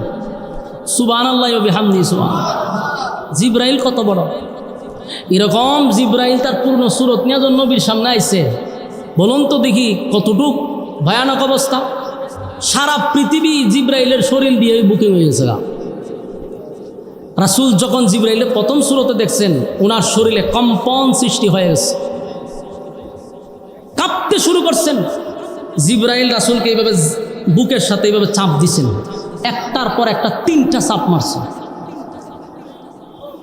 চাপ দিয়ে বলেন আপনি পড়েন। রাসূল বলেন আনা বিকারিম, আমি পড়তে জানি না। বলে পড়েন। 3 বারের মাথায় রাসূল একসাথে সূরা আলাকের 5 আয়াত শোনাই দিছে। এখন আসেন, এই যে সূরাগুলি, আয়াতগুলি নাজিল হয়েছে প্রথম, এই কোরআনের একটা লোড আছে না নাই? এটার ওজন আছে। এত ওজন যে পাহাড় পর্বত পর্যন্ত কোরআন তাদের উপরে নাজিল করতে চাইছিল, এরা নেয় নাই। পাহাড় ধূলিসাৎ হয়ে যেত। কোরআনের এত লোড। কোরআন নাজিল হওয়ার পরে রাসূলের শরীরে তাপ উঠে গেছে, জ্বর উঠে গেছে, কাঁপতে শুরু করছে। কোনো রকম উনি আম্মা জান খাদিজার কাছে চলে আসছে। আয়সা বলতেছে যে আমার অবস্থা খুব খারাপ, তাড়াতাড়ি তুমি আমার একটা কম্বল টম্বল দিয়া জড়াইয়া ধরো। কাঁপতে শুরু করছে, কম্বল দিয়া রাসূলকে জড়াইয়া ধরছে। এই অবস্থায় জিব্রাইল আলাইহিসসালাতু ওয়াসসালাম আবার আসছে।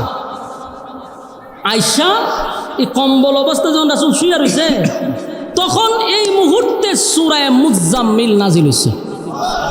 যেই সূরার 10টা আয়াত আমি পড়ছি, এটা রাসূলের এই কম্বল দিয়া জড়ানো অবস্থায় নাজিল হয়েছে।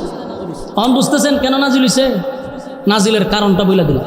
তখন আল্লাহ বলেন ইয়া আইয়ুহাল মুজাম্মিল কুমিল লাইলা ইল্লা কালিলা। সূরা মুজাম্মিল আল্লাহ রাব্বুল আলামিন নাজিল করে দিলেন যখন রাসূল আরবি সাল্লাল্লাহু আলাইহি ওয়াসাল্লাম যখন কম্বল দিয়া যখন ওনাকে জড়ায়া রাখলেন, আল্লাহ তখন বলেন ইয়া আইয়ুহাল মুজাম্মিল, হে কমলিওয়ালা। আল্লাহ নবীরে কমলিওয়ালা বলে ডাক দিছে। অনেক সময় আমাদের বাচ্চাদের নাম যাই হোক, আমরা অনেক সময় ডাকি আব্বু বলে ডাকি। আসলে কি আব্বু তার নাম? কথা কই না দি? কেন ডাকলেন? এটা মহব্বত কইরা আদর করে মানুষ সন্তানকে বাবা বইলা ডাক দেয়, আব্বু বলে ডাক দেয়। আল্লাহ বলেন আমার নবীর নাম ধরে ডাক দেই নাই, আমি কমলিওয়ালা বইলা ডাক দিছি। সুবহানাল্লাহ।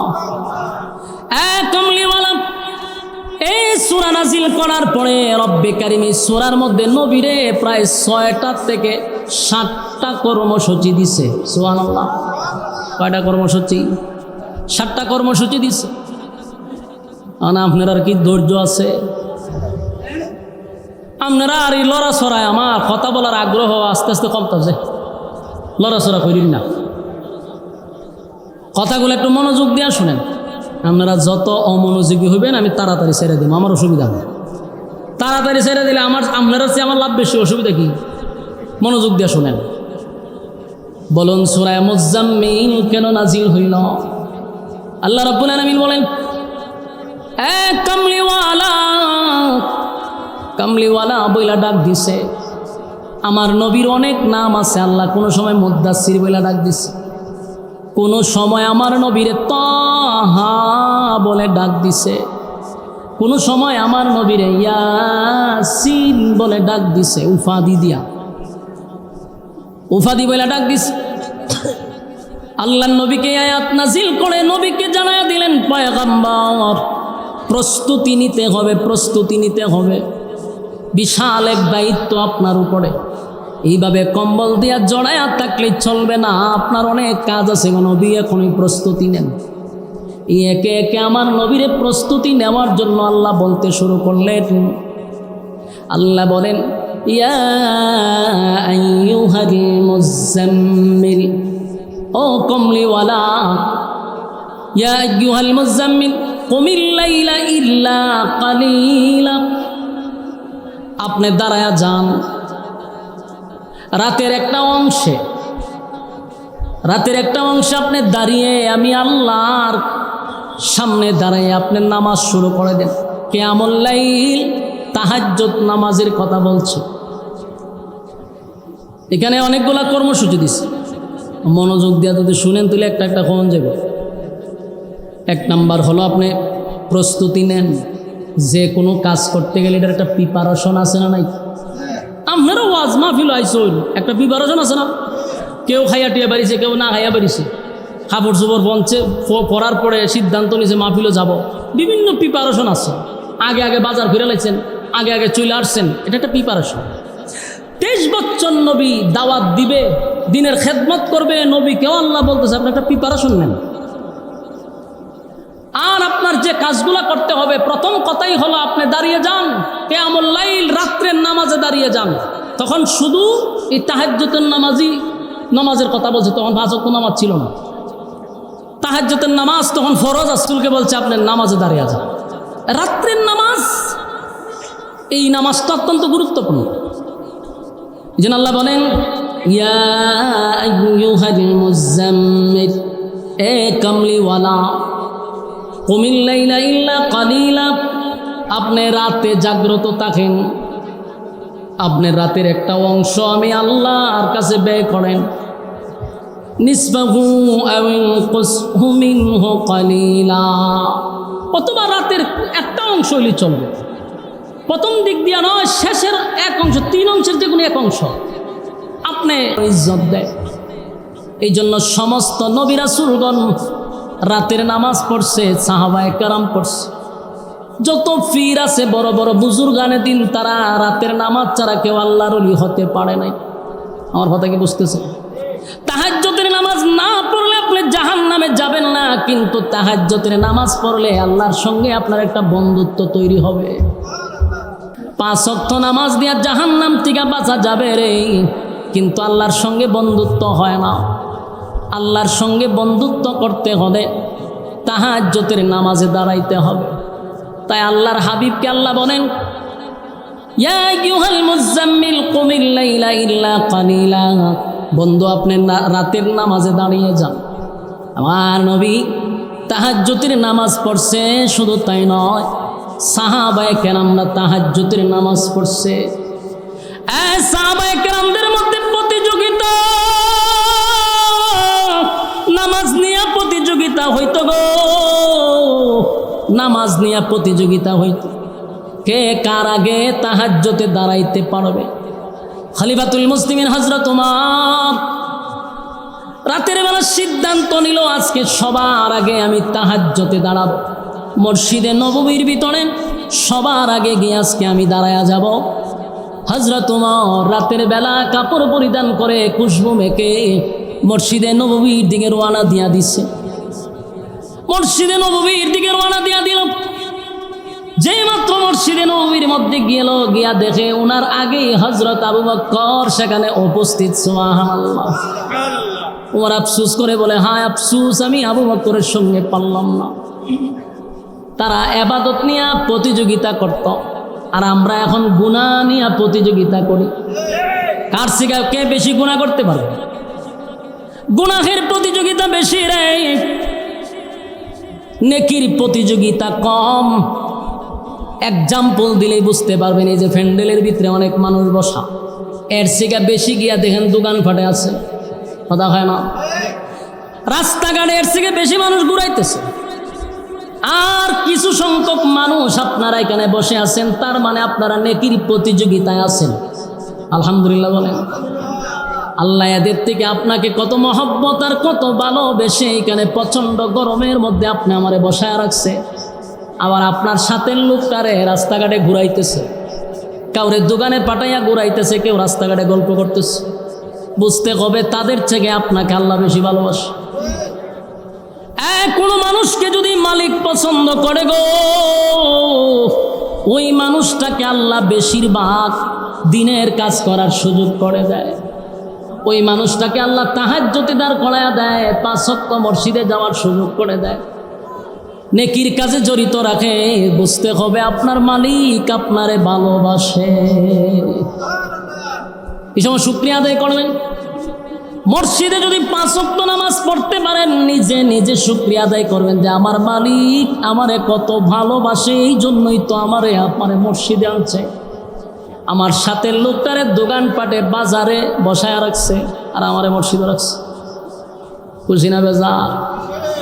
আমার যুবক ভাইরা, সাহাবায়ে কেরামরা নেকির প্রতিযোগিতা করত, নেকির প্রতিযোগিতা করত।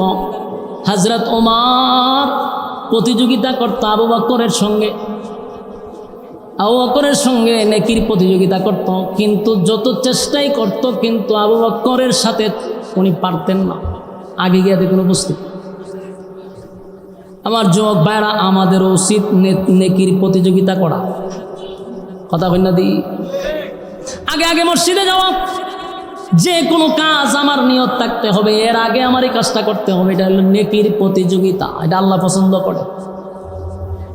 আমার যুবক ভাইরা, এই সূরা মুজাম্মিল নাজিল হওয়ার কারণ ছিল, প্রথম দিক দিয়ে যখন কোরআন নাজিল হয়েছে আমার নবীটা লোড সহ্য করতে পারে নাই।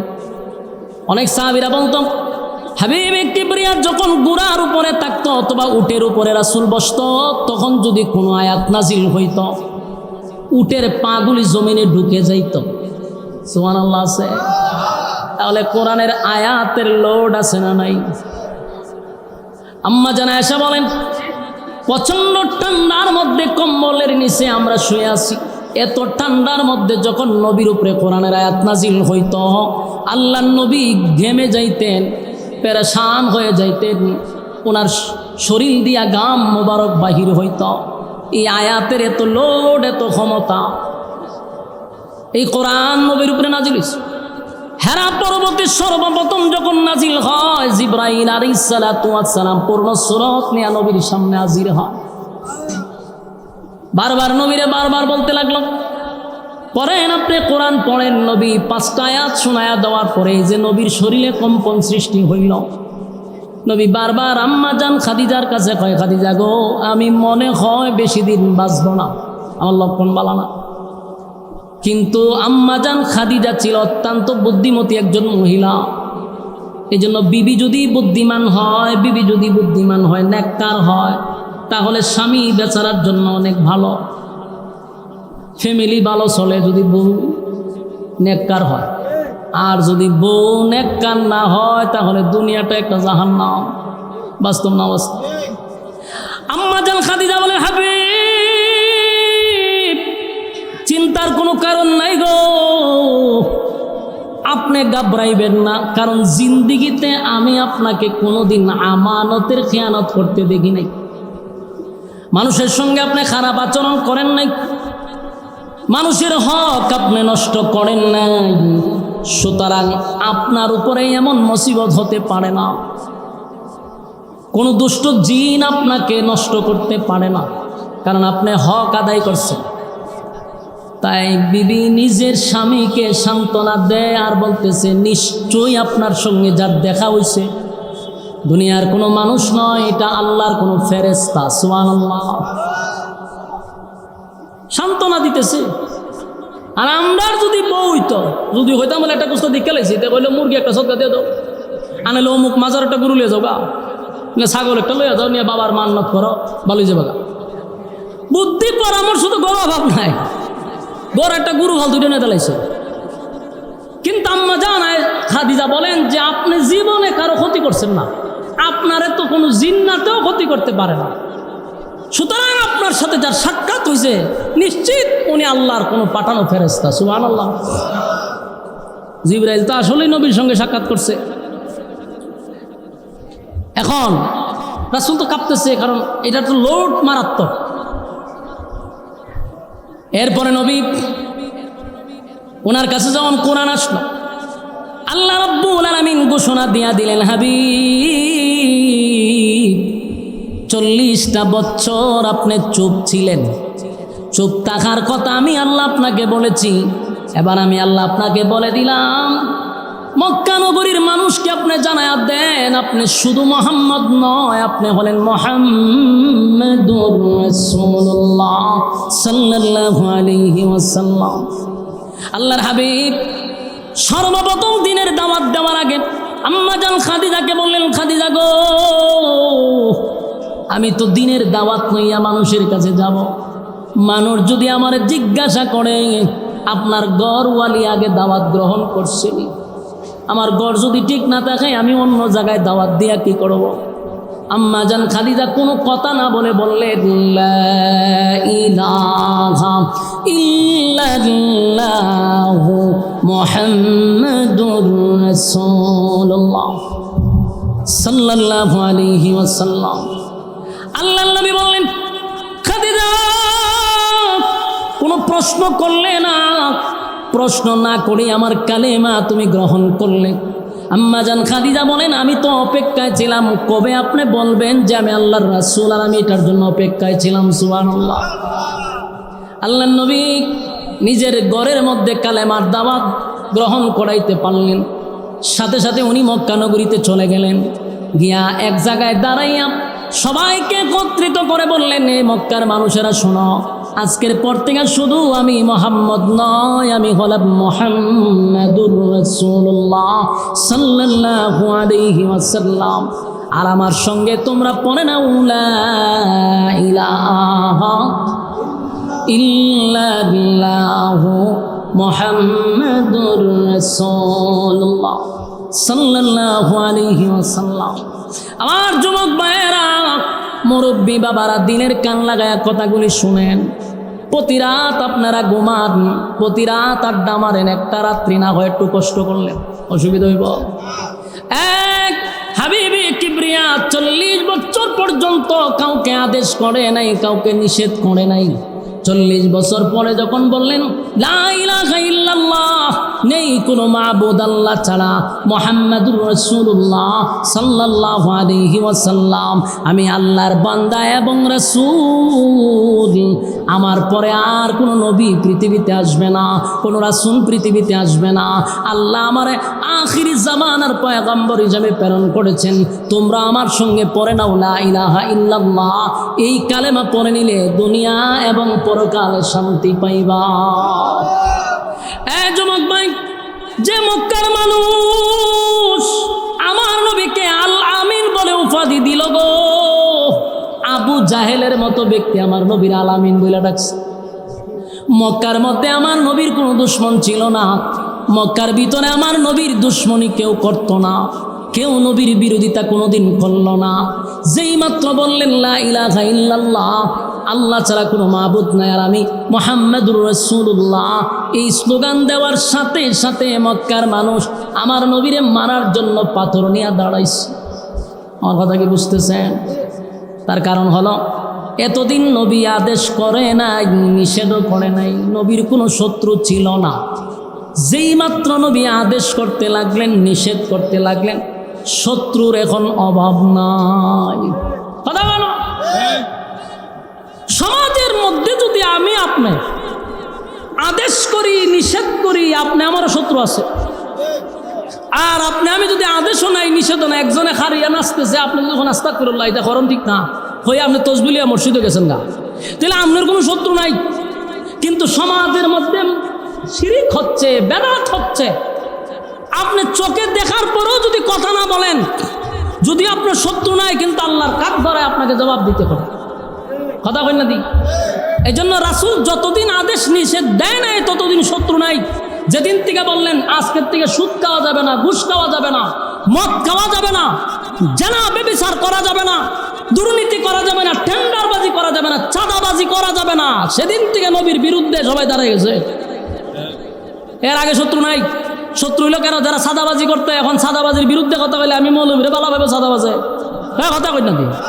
দুর্নীতিবাজের বিরুদ্ধে কথা বললে আমি মৌলবীরে বালা ভাইব না। মসজিদে যদি সুদকুরের ওয়াজ করি, সুদকুর যারা আছে এরাকে আমি হুজুর আর বালা ভাইব। তাহলে আপনি যদি চিন্তা করেন যে আমার অনেক মুসল্লি আছে মাশাআল্লাহ সুদ খায়, আমি যদি সুদের বয়ান করি তাহলে তো দেখা গেল আমার এরা করে খাওয়ান বন্ধু যাবো। এই নিয়তে ইমামতি করলে আপনার পিছনে নামাজও হবে না। আর শত্রু না থাকতে পারে, কিন্তু আল্লাহর কাঠ ধরে আপনাকে জবাব দিতে হবে। সাদারে সাদা কইতেই খালারে খালা কইতেই। আমার কথায় মনে আপনার একমত না? আওয়াজে বোঝা যায় লক্ষণ খুব খারাপ।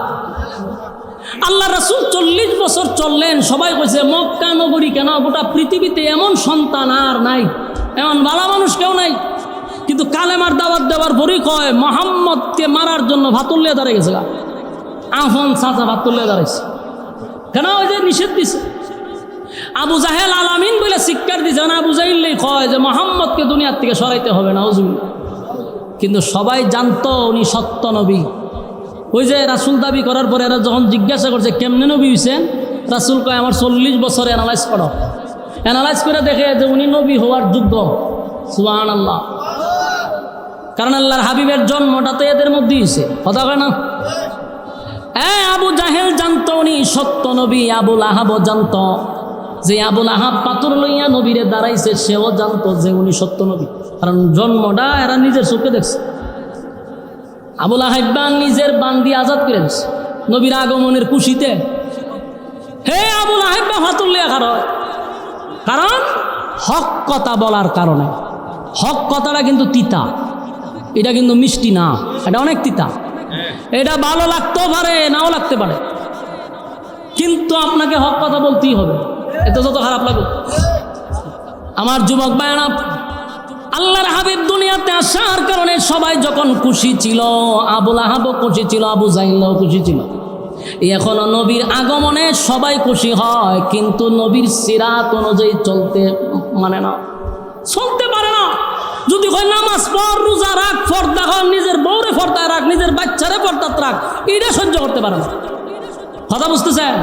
কিন্তু নবীর জন্মের দিন মিছিলও করতে পারে, বিরিয়ানিও খাইতে পারে, কিন্তু নবীর হুকুম, নবীর তরিকা অনুযায়ী জীবনযাপন করতে তার ভালো লাগে না। আমি একটা দেখলাম, তুই যে মিছিল দিতা যাস, তো তোর মুখ দাঁড়িয়েও নাই, নমাজও নাই, তুই মুইতে হানি হলস না, না থাকলে দিছে নবীর প্রেম আছে। তো নবীর প্রেম দিয়া কি জান্নাতে যাইতে পারবেন? হ্যাঁ হত্যা করেন না। আবু তালেবের ভালোবাসা এক পাল্লাবায় আপনি রাখেন, আর তাম পৃথিবীর সমস্ত মুমিনের ভালোবাসা এক পাল্লাবায় রাখেন। শুধু ভালোবাসাটা মাফেন, খোদার কসম আবু তালেবের একদিনের ভালোবাসার সমান হবে না। বলুন সে আবু তালেব জান্নাতি না জাহান্নামী? কেন? ভালোবাসার কোনো কমতি ছিল? কোনো কমতি ছিল না। কিন্তু এই ভালোবাসা লইয়া গেছে তো জাহান্নামে গেছে, যদিও জাহান্নামের শাস্তি অনেক কম। কেন কম? নবীর প্রতি ভালোবাসা ছিল। নবীর এমন কোনো অংশ নাই আবু তালেবের শরীরে লাগে নাই, এই জন্য আল্লাহ শরীরের মধ্যে আগুন লাগাইছে না। কিন্তু যেই জায়গাত আগুন লাগাইছে ফাওয়ের তলা, তো ওই মাথার মগজ পর্যন্ত এইভাবে উতরাইতেছে। কিন্তু ভালোবাসা আবু তালেবের কোনো কমতি ছিল না। তাহলে এখান থেকে আমরা বুঝতে পারলাম শুধু ভালোবাসা দিয়া জান্নাতে যাওয়া যায় না, ভালোবাসার সাথে নবীর আতাত লাগে, নবীর অনুসরণ, অনুকরণ, নবীর তরিকা অনুযায়ী জীবনযাপন করতে হয়। কথা কই না দি? বলুন শুধু ভালোবাসা দিয়ে জান্নাতে যাওয়া সম্ভব না ভালোবাসার সাথে নবীর তরিকা লাগে? আমি কথাটা বললে একটা এক্সাম্পল দেই। আমি এক্সাম্পলটা দিলে সাধারণ মানুষ বুঝতে সুবিধা। যেমন মনে করেন আমার মতো একটা ছোট্ট বক্তারও বক্ত আছে না নাই? আছে, সারা বাংলাদেশে আছে, ইউরোপ আমেরিকার থেকেও আমার বক্তব্য আছে, ফোন টোন দেয়। তো এই যে ভালোবাসা, অনেক মানুষ ফোন দিয়ে কান্নাকাটি করে, একদিন দেখা করো হুজুর আপনার ওয়াজ শুনি, বিভিন্ন আবেগ আছে। ভালোবাসা এদের কমতি নাই, কিন্তু অনেক বক্তরে দেখলাম যে মুখদারিও নাই, মুছও নাই, সুন্নতি কোনো লেবাসও নাই, নমাজও পড়ে না, কিন্তু এ কয় আমার জীবন লাগবে। বলুন তো দেখি আমার প্রতি তার ভালোবাসার কোনো কমতি আছে? কমতি নাই, কিন্তু কি নাই? আমার অনুসরণ অনুকরণ নাই। কথা কয় না দি? আমার যে অনুসরণ অনুকরণ তার মধ্যে থাকার কথা ছিল এটা নাই, কিন্তু ভালোবাসা আছে। আল্লাহর নবীর প্রতি অনেক মানুষের ভালোবাসা আছে, যারা মিছিল করে এরা নবীর ভালোবাসা মিছিলও যায়, নবীর জন্য জীবন দিতে এরাও প্রস্তুত। এরা যে ভালোবাসে না এই কথা বলতে পারবে না, এরা নবীর লেগে জীবন দেওয়াইতে প্রস্তুত। কিন্তু সমস্যাটা হইলো এদের মধ্যে নবীর তরিকা নাই, নবীর অনুসরণ নাই, নবীর অনুকরণ নাই। শুধু ভালোবাসলেই হবে না, আপনি নবীর তরিকাটা খালি গ্রহণ করেন, সবচেয়ে বড় আশেকের রাসূল আপনি হবেন। নবীর তরিকাটা মানেন, কারণ আপনি নবীর তরিকা নাই, ভালোবাসার স্লোগান দিতেছেন, ফায়দা হইব নি?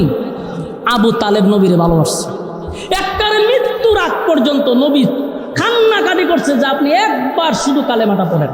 পড়ছে? আবু তালেবের ভালোবাসা যদি এক পাল্লা রাখেন, তাম পৃথিবীর সমস্ত আশেকের রাসূলের ভালোবাসার এক পাল্লা বাই রাখেন, খোদার কসম আবু তালেবের ভালোবাসার সমান হবে না। কিন্তু এই ভালোবাসা লইয়া গেছে জাহান্নাম। আল্লাহর হাবিব বলেন, চাচা জীবনটা বর আপনি আমারে ভালোবাসছেন, নিজে না খাইয়া নবীরে খাওয়াইল, ঘুমের সময় নবীরে জড়ায়া দইরা ঘুমাইত, এমনকি 3 বছর কারাবন্দী ছিল, রাসূলের সাথে জেল পর্যন্ত খাটছে। সেই আবু তালেব যেদিন মারা যায়, নবী কাছে বসে বলছে আপনি শুধু মুখটা লড়াইলাম, খালি একবার বলেন যে আমি কালেমা গ্রহণ করছি। আবু তালেব চতুর্দিকে তাকায়া দেহে আবু জাইল্লা বসা, আবু লাহাইব্বা বসা, উদ্বা উতাইবা সব বসে রয়েছে।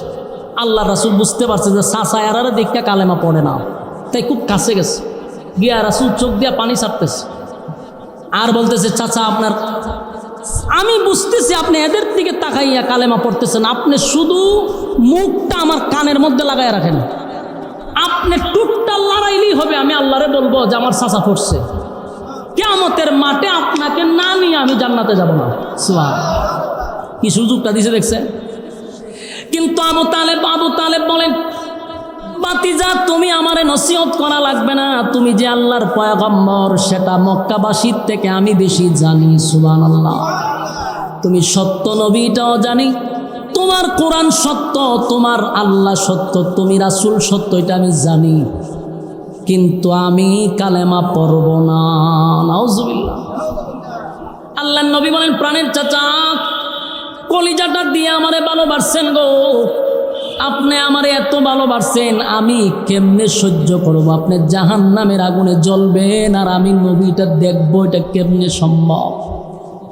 আল্লাহর নবী যখন বারবার বলতেছেন না কালেমা পড়ে, আবু তালেব বলে আমি যাই না শুই না জাহান্নামে যাব, তারপরও কালেমা পড়ব না। নাউজুবিল্লাহ।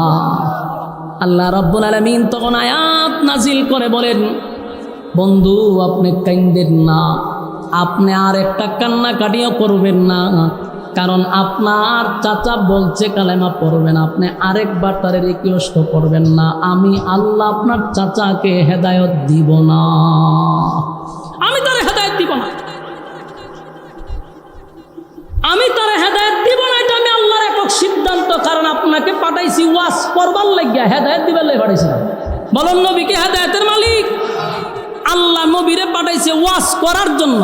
আল্লাহ আপনি ওয়াজ করছেন, বাস হেদায়েত আমি কারে দিব না, এটা আমি আল্লাহর একক সিদ্ধান্ত। কথা কি বুঝতেছেন? কালেমা পড়লো না, কিন্তু ভালোবাসার কোনো কমতি ছিল না। আমি আপনাদেরকে বলি, আমার যুবক ভাই মুরব্বী বাবারা, আপনাদের ভিতরে ভালোবাসার কমতি নাই, শুধু সাথে নবীর তরিকাটা রাখেন, আবু বকরের সাথে আপনার হাসর হবে। নবীর তরিকা অনুযায়ী জীবনযাপন করেন, উমরের সাথে হাসর হয়ে যাবে, কারণ ভালোবাসা আপনাদের আছে। শুধু নবীর তরিকা অনেকের মধ্যে নাই, দাড়ি রাখে না, নামাজ পড়ে না, প্রস্রাব করে পানি লয় না, নিজের বিবিরও পর্দায় রাখে না। বলুন এইভাবে কি জান্নাত পাওয়া সম্ভব? খালি স্লোগান দিলেই কথা হয় না। আল্লাহ রাব্বুল আলামিন বলেন, হেদায়েতের একমাত্র মালিক আমি আল্লাহ, কিন্তু যারা হেদায়েত আমার কাছে ভিক্ষা চায় আমি তাদেরকে হেদায়েত দিয়ে থাকি। যারা হেদায়েত চায় না রে, আমি আল্লাহ আসমান থেকে লাইম্মা তারে হেদায়েত দিই না। হেদায়েত আসমান থেকে লাইম্মা কেউ দেয় না। হেদায়েতের জন্য আল্লাহর কাছে আপনি চাইতে হবে। আপনি মুনাজাত যতবার করেন, একদিনকে কইছেন যে আল্লাহ আপনি আমার হেদায়েত দেন, আল্লাহ আপনি আমার হেদায়েতের ভিক্ষা দেন, আপনি আমার মহব্বতের বান্দা হিসাবে কবুল করেন, এদিকে আল্লাহর কাছে কইছেননি। তা আমরা তো আল্লাহর কাছে হেদায়েত চাই না, এই জন্য আমরা হেদায়েত পাই না। হেদায়েতের জন্য আল্লাহর কাছে চাইতে হবে। কথা কি বুঝতেছেন? আবু তালেব সব জানতো, কিন্তু হেদায়েতের জন্য আল্লাহর কাছে একবারও দরখাস্ত করে নাই। এই জন্য আল্লাহ কয় আমি তার হেদায়েত দিব না। নবীর চাচা আবু তালেবরে হেদায়েত দিল না, ওয়াহশির আল্লাহ হেদায়েত দিয়ে দিছে। কথা কি বুঝতেছেন? আমির হামজারে যিনি মারছেন সেই ওয়াহশি, কত সাহাবীদের মধ্যে সবচেয়ে একেবারে নিচু দরজা রইল ওয়াহশি, আল্লাহ ওয়াহশির হেদায়েত দিয়ে দিছে। কিন্তু আবু তালেব নবীরে ছাড়া এক হপ্তাহ খাবার খায় নাই। 50 বছর পর্যন্ত নবীরে লালন পালন করছে, নিজের সন্তানের চেয়েও বেশি রাসূলকে মহব্বত করছে। কিন্তু আবু তালেব হেদায়েত পাইল না, আর ওয়াহশি নবীর কলিজায় আঘাত দিছে চাচারে হত্যা কইরা। কিন্তু ওয়াহশির আল্লাহ হেদায়েত দিয়ে দিছে, কারণ ওয়াহশি আল্লাহর কাছে হেদায়েত চাইছে যে আল্লাহ আমি যা করছি ভুল করে লেছি, আমার হেদায়েত দিয়ে দেন। আল্লাহ হেদায়েত দিয়ে দিছে। তো ওয়াহশির মতো একজন লোককে যদি আল্লাহ হেদায়েত দিয়া জান্নাতে দিয়া দেয়, আপনি আমি তো এরকম অপরাধ করছি না। আমরা যদি আল্লাহর কাছে হেদায়েত চাই, আল্লাহ দিবনি? কথা হয় না। কিন্তু মুখে শুধু ভালোবাসার স্লোগান থাকলেই হবে না, নবীর আতাত করতে হবে। আমার যুবক মায়েরা, আবু তালেব ভালোবেসেও জাহান্নামে গেল, শুধু একটাই তার মধ্যে ছিল, এটা হলো অনুসরণ অনুকরণ। আমার নবীর অনুসরণ অনুকরণ তার মধ্যে ছিল না। এখনকার ইয়ং জেনারেশন সহ মুরব্বী